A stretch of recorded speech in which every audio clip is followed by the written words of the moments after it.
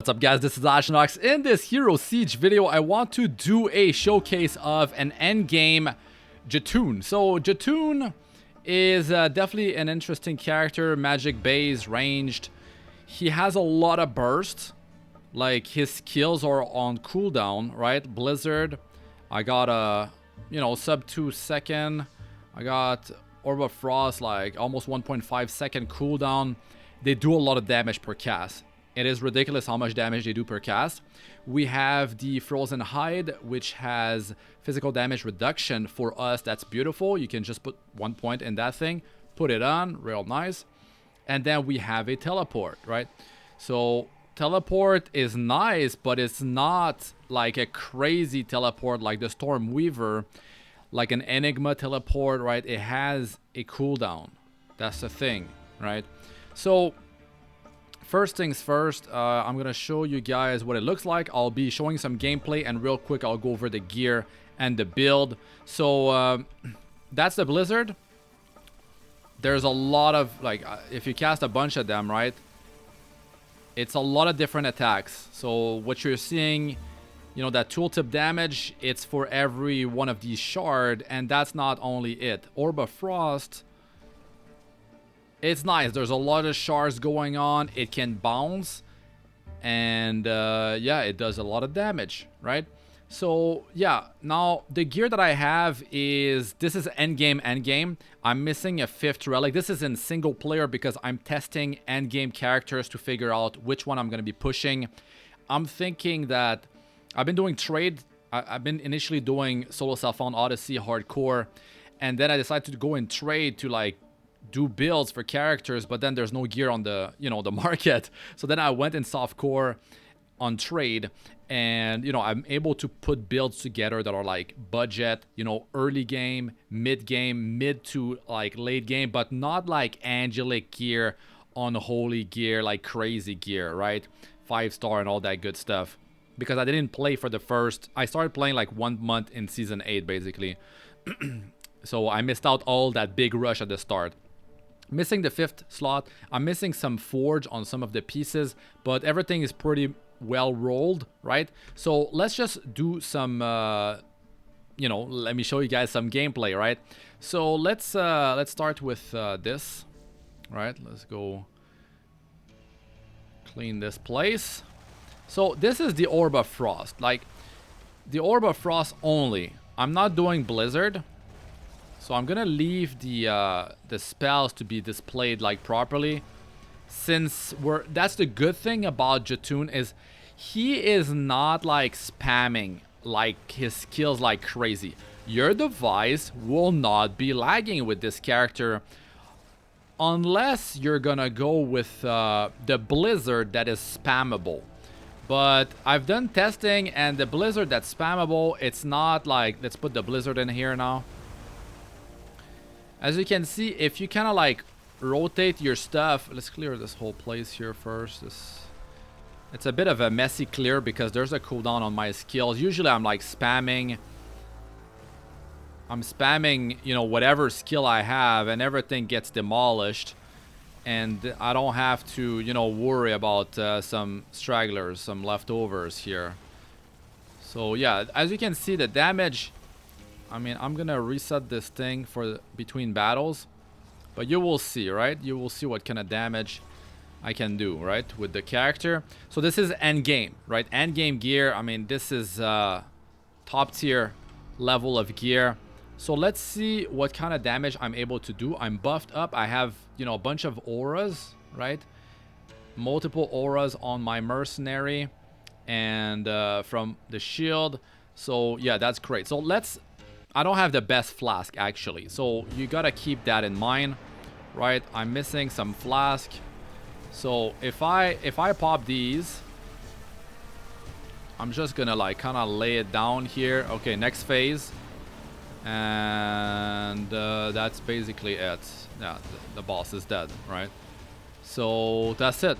Nothing dropped, but you can see DPS is really good. Now I did the Storm Weaver. And the Storm Weaver is, I would say the Storm Weaver is on a whole other level. in terms of damage. Now, actually, Jotunn is not that far off, but you have to keep in mind, like, I went for Blizzard here because I tried the Orb of Frost one, and the Blizzard ended up doing some more damage. I'm gonna be playing around with Jotunn some more in terms of like trying different things with the build to try to min-max more.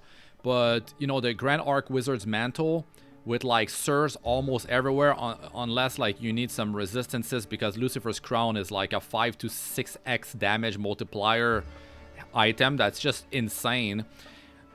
But the really cool thing about Grand Arc Wizard's Mantle is that you can just put Sir everywhere. Sir everywhere will beat the Angelic Gem, will beat the Chaos Gem.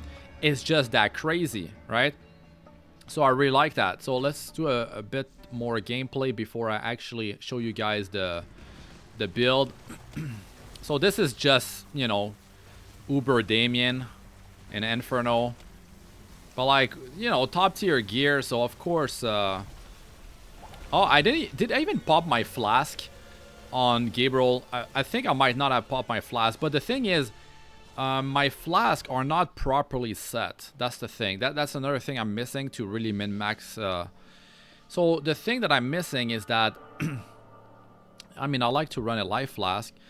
This is fine, but I need the death one. Now, the wizard potion doesn't work because the faster cast rate doesn't help us. The faster cast rate, I mean, we have cooldowns. Look at this. The Blizzard and the Orb of Frost, everything has a cooldown on this character, so the faster cast rate is not really helping that much. So that's the issue. I need to drop this one. And the all resistance here, you could be running that actually if you're running like a Moonra, if you're running like a Satanic Zone that has minus resistances, or your resistances are not capped. We're not even capped here, so we're missing 2 resistances, so we could get more damage out of Lucifer's Crown. But for the sake of the video, I need to speed things up here, and I actually don't have much time to record this video. So let me just jump real quick into, because I've done that on the Stormweaver as well. I'm just doing the same content real quick so you can get an idea. The Stormweaver, the teleport doesn't have a cooldown. I'm not going to clear this whole place out. The Stormweaver doesn't have a cooldown. She can just spam non-stop. You can go Charge Bolt, or you can go...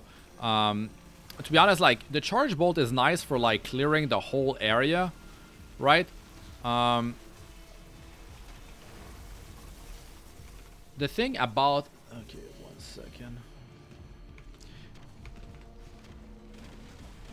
Okay, so... The thing about the Stormweaver is that the cooldown on teleport, there's no cooldown. You just spam it, it's amazing, right? And also, the Stormweaver does a lot of single target damage because she's able to shotgun with her... Let's just teleport to the boss. She shotgun with her Lightning Surge. It's crazy amount of single target damage. I'm not sure if any class will be able to beat that, because... It's like, okay, you know, like the Stormweaver basically took the boss, I mean, instantly. You don't need much damage to take out this boss here. Like, that's just a bonus, this boss out of the zone, because you're going for the chest in the Ruby Garden, right? Okay, so the build, actually, let me show you guys the single target damage before I show the build and the skill setup and the mercenary. I'll glance over it real quick. So...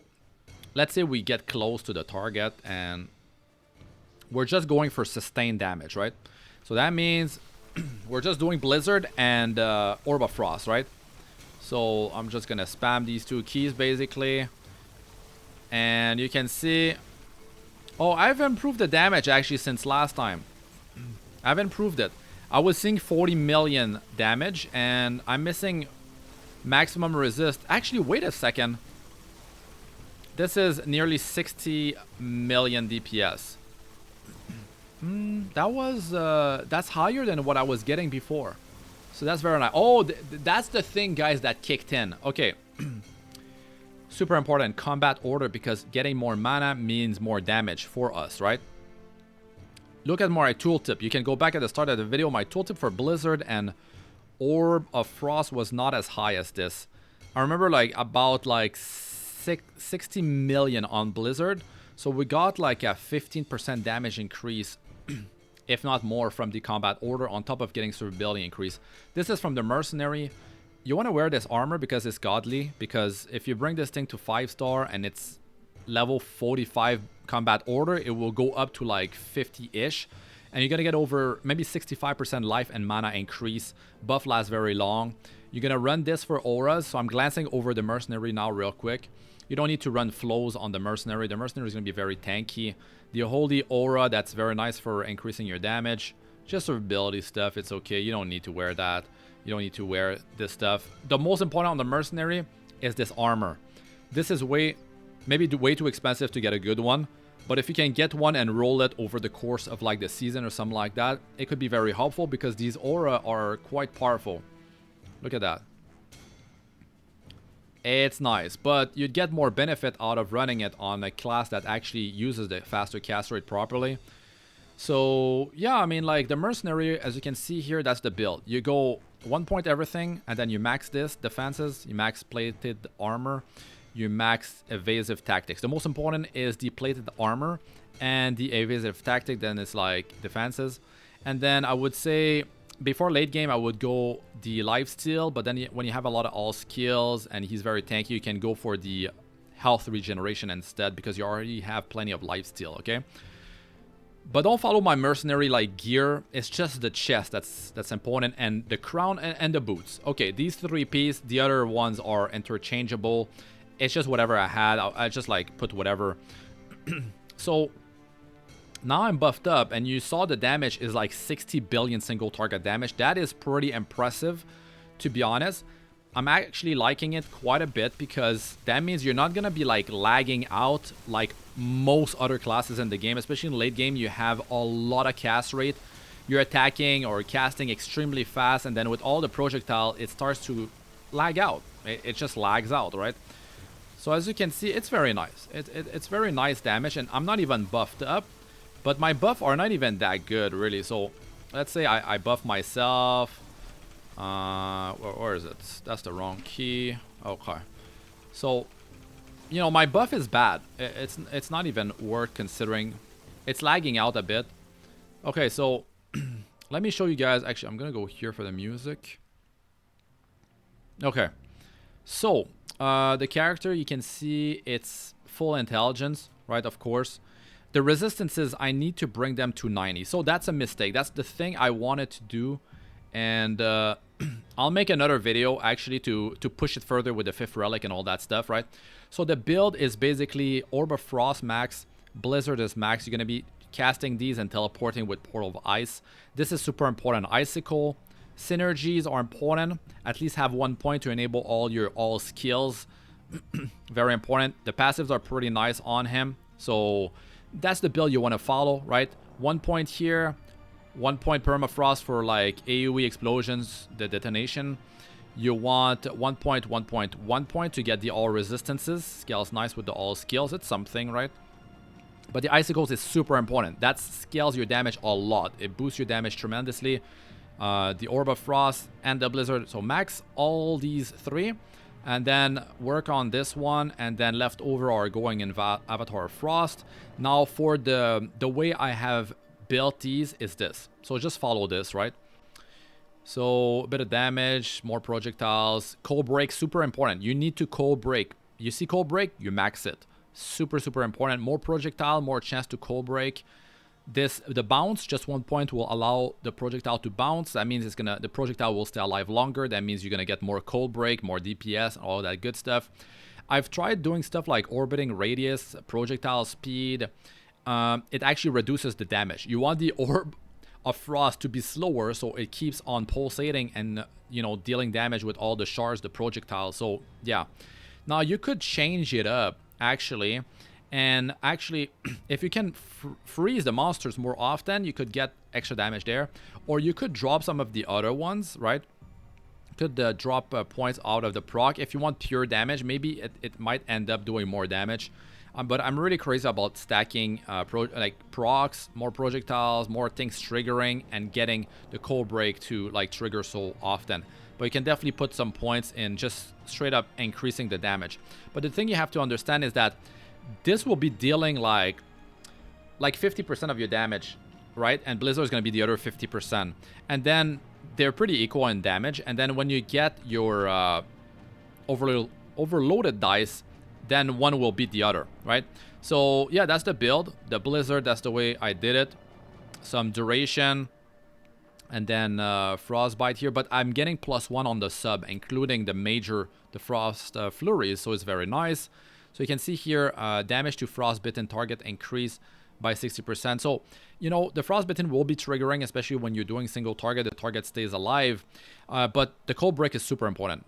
I need the cold break, right? Like, you guys should get the cold break. It's just another multiplier, a damage increase for cold that works on top of ignoring the cold resistance of the enemies, right? So, yeah, there's a lot of things that are tempting to get points, but I decided to go with that. And also, like, cast, you know, an additional Blizzard is big because that includes all the shards, more projectiles, more cold break, so you could spike even harder if you get lucky, right? So yeah, that's the build I decided to go with.